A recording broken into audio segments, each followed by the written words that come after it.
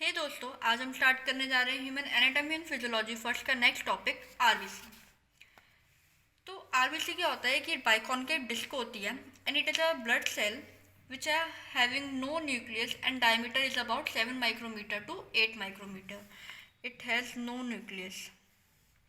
It is of biconcave shape and provide greater surface area for diffusion of gas molecule.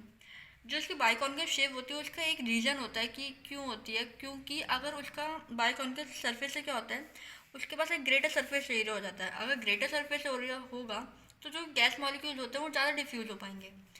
RBC के अंदर कुछ oxygen carrying protein होता है which is known as haemoglobin.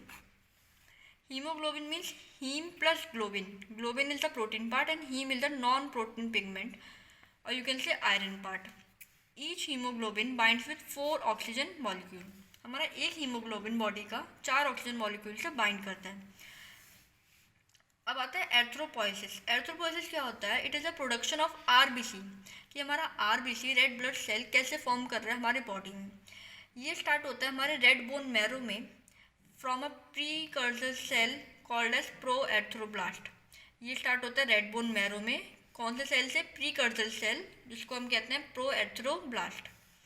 क्या करता है जब प्रोएर्थ्रोब्लास्ट एक न्यूक्लियस को लूज करता है, by losing the nucleus it become reticulocyte, immature cell. Reticulocyte एक इमेच्योर सेल होता है. प्रोएर्थ्रोब्लास्ट में से हमने एक न्यूक्लियस हटा दिया, वो रेटिकुलोसाइट बन गया. रेटिकुलोसाइट क्या होता है? एक immature cell. Then reticulocyte develop करता है एक मैच्योर आरबीसी में within 1 to 2 days after the release from red bone marrow, और हमारा रेड आरबीसी बन जाता है. अब हम पढ़ते हैं कि लाइफ साइकिल ऑफ आरबीसी. जब आरबीसी हमारा फॉर्म हो गया तो उसका लाइफ साइकिल क्या है, उसका लाइफ स्पैन कितना है? उसका लाइफ स्पैन होता है 120 days का, और डब्ल्यूबीसी का होता था 13 to 20 days. इसके अंदर कुछ पिगमेंट्स प्रेजेंट होते हैं, आपको आगे हेल्प आएगी तो एक बार देख लेते हैं. Biliverdin green colour pigment, bilirubin orange pigment, stercobilin brown pigment, urobilin is yellow pigment. This is the life span of RBC. पहले हम इसकी डिटेल पढ़ लेते हैं, देन आपको ये डायग्राम समझ में आ जाएगा. RBC can not synthesise new components to replace damage one. Ruptured RBC removed from circulation, destroyed by fixed macrophages and breakdown product are recycled and used in the formation of new RBC. जो RBC होता है वो नए components को synthesise नहीं करता, बल्कि वो रिप्लेस कर देता है डैमेज वन को. तो जो भी रप्चर आरबीसी होते हैं हमारी बॉडी के अंदर सर्कुलेट हो रहे होते हैं तो वो डिस्ट्रॉय हो जाते हैं फ्रॉम मैक्रोफेजेस और कुछ फिक्स प्रोडक्ट होते हैं वहाँ पे, and recycle used in the formation of new RBC. और वो जो हमारे रप्चर्ड होके ब्रेक डाउन हो गया वही सारी चीज़ें रिसाइकिल हो जाती हैं हमारे न्यू आरबीसी के फॉर्मेशन के लिए. तो रिसाइकलिंग जो प्रोसेस होता है कुछ ऐसे होता है, लाइक मैक्रोफेज है जो हमारे स्प्लीन में, लिवर में या रेड बोन मैरो में प्रेजेंट होता है, वो फेगोसाइटाइज होता है और रप्चर करता है आरबीसी को.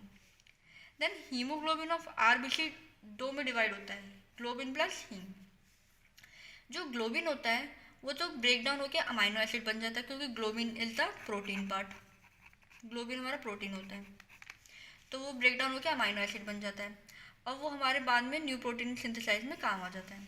और जो हीम होता है मैंने आपको बताया तो वो आयरन पार्ट होता है. आयरन भी दो टाइप के, एक आयरन पार्ट एक non iron part. Iron part होता है Fe+3 फेरिक फॉर्म में.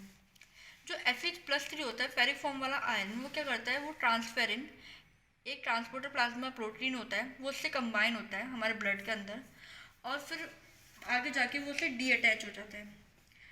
तो अटैचड टू फेरिटिन, उसके बाद जब उससे ट्रांसफरेंस से वो डी अटैच हो गया तो फिर वो फेरिटिन से अटैच होता है एक आयरन स्टोरेज प्रोटीन में. कहाँ पे? लीवर सेल में, मसल्स फाइबर्स में. फिर वो दोबारा ट्रांसफेरेंस से कंबाइन होता है and release from storage site. फिर Fe+3 क्या करता है, कुछ ट्रांसफरिंग कॉम्प्लेक्स बनाता है रेड बोन मैरो में, where iron is used in the formation of new RBC. फिर वो जो आयरन हमारा बचा वो एक नए आरबीसी बनाने में काम आता है. फिर iron use for haem protein, amino acid use for globin protein. ये तो हो गया हमारा फेरिक फॉर्म आयरन का फेट. जो नॉन आयरन पार्ट होता है वो क्या करता है, वो अपने आप को कन्वर्ट कर लेता है एक बिलिवरेडिन ग्रीन कलर का पिगमेंट होता है, वो कन्वर्ट होता है बिल्यूरिबिन में, येलो कलर पिगमेंट में. फिर बिल्यूरिबिन क्या करता है, हमारे ब्लड में एंटर करता है और लिवर में ट्रांसपोर्ट होता है. Then it releases bile and enter into small intestine and then large intestine. large intestine में क्या करता है, बिल्यूरिबिन अपने आप को कन्वर्ट करता है यूरोबिलिरुबिन में, यूरोबिलिनोजन के दो काम होते हैं। एक तो वो कन्वर्ट होता है यूरोबिलिन में, येलो कलर पिगमेंट जो हमारे यूरिन का येलो कलर को एक्सक्रीट करता है, और यूरोबिलिनोजन एक स्टेरकोबिलिन होता है जो हमारे फेसेस को एलिमिनेट करता है ब्राउन कलर पिगमेंट में। तो ये तो हमारा पूरा फेट था नॉन आयरन का। एक बार दोबारा समझ लेते हैं। प्रोएर्थ्रोब्लास्ट था, कुछ हमारे जो हम डाइट खा रहे हैं उसमें से फोलिक एसिड और विटामिन B12 आ रहे हैं, कुछ डाइट्री आयरन आ रहे हैं, और जो हीमोलाइसिस अभी हमने करा था जो फेट था तो उसमें एक आयरन आ रहा था तो वो आयरन जाता है।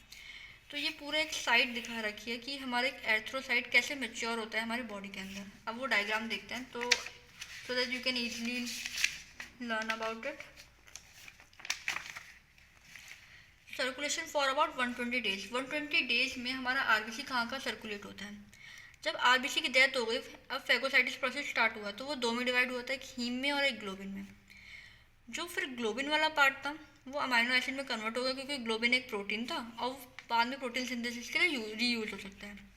बट जो हीम वाला पार्ट था, एक था नॉन आयरन पार्ट, एक था आयरन पार्ट। तो जो आयरन पार्ट होता है Fe+3 वो ट्रांसफरिन से पहले कंबाइन होता है। कंबाइन होने के बाद क्या करता है वो फिर दोबारा उसे डीअटैच हो जाता है और फेरेटिन से कंबाइन होता है, पर फिर वो लिवर में जाता है और कुछ स्टोरेज साइड में रिलीज होता है। और जो नेक्स्ट था वो बिलिरुबिन में कन्वर्ट होता है, फिर बिलिरुबिन में, और वो भी लिवर में जाता है। तो क्या होता है, ये तो इधर चला गया, बट जो इधर आया था नॉन आयरन पार्ट Fe+3 वाला, वो यहाँ से अपने आप को ट्रांसफरेंस से दोबारा कंबाइन करता है और एक कॉम्प्लेक्स फॉर्म कर लेता है। तो ये कॉम्प्लेक्स क्या करता है, रेड बोन मैरो में जाता है और Fe+3, ग्लोबुलिन, विटामिन B12 और एरिथ्रोपोइटिन के साथ हेल्प करता है हीमोग्लोबिन फॉर्मेशन में, और ये दोबारा रिसाइकिल हो जाता है। हमारा सर्कुलेशन 120 डेज में उधर चला जाता है, हीमोग्लोबिन फॉर्मेशन में काम आ गया, erythropoietin in red bone marrow. But जो दूसरा नॉन आयरन पार्ट था हीम, बिलिरुबिन जो गया था वो स्मॉल इंटेस्टाइन में जाता है, then again it's going to large intestine, फिर वो कुछ पिगमेंट प्रोड्यूस करता है जो हमारे यूरिन और फेसेस को कलर देते हैं। This is kidney. So this is all about formation of and destruction of RBC and recycling of hemoglobin. अब आता है कंट्रोल ऑफ एर्थ्रोपोइसिस। हम अपने एर्थ्रोपोइसिस जो ये मैकेनिज्म हो रहा है इसको हम कैसे कंट्रोल कर सकते हैं। टिश्यू हाइपोक्सिया, फिर किडनी ने सिक्रीट करा erythropoietin into blood, bone marrow increase हुआ हमारा एर्थ्रोपोइसिस में, आरबीसी नंबर इंक्रीज हुआ इससे, तो फिर increase blood oxygen carrying capacity reverses tissue hypoxia. जब हमारे ब्लड में ऑक्सीजन कैरिंग कैपेसिटी ज़्यादा हो जाएगी तो एक टर्म आता है हाइपोक्सिया, तो फिर वो दोबारा एक इनहिबिटिंग पार्ट भेजता है किडनी को कि वो ज़्यादा एर्थ्रोपोइटिन रिलीज ब्लड में ना करे। तो ये कंट्रोल मैकेनिज्म है एर्थ्रोपोइसिस का। So this is all about RBC. Thank you.